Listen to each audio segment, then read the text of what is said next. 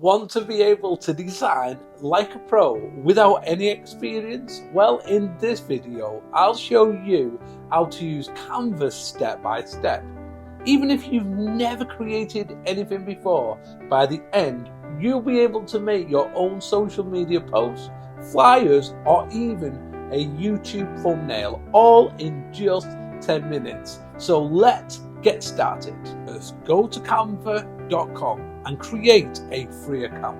Canva works in your browser, or you can use the mobile app too. Once you've logged in, click create a design. You'll see loads of options like Instagram post, presentation, YouTube thumbnail. Let's choose an Instagram post for this example. Canva gives you thousands of ready-made templates. Pick one you like. Don't worry, because you can change everything later. Click the text to change the words. Drag elements around and try changing the colours using the toolbar at the top.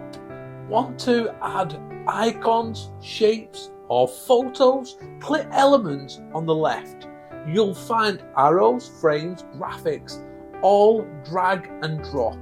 To add an image, click photos or upload your own. Canva makes it super easy. When you're happy with your design, click share. In the top right, then hit download, choose PNG or JPEG, then download it to your device. Next, here are 3 quick pro tips.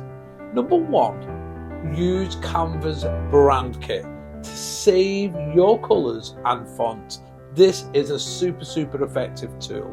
Number 2, use the magic resize feature, pro only unfortunately, to turn your designs into many sizes. And then number 3, use animate to make your designs move. This is super great for social media. If this has helped you, don't forget to hit that subscribe button. Let me know in the comments what design you'll make first. Want a full Canva beginner course? Let me know and I'll make it in the next video.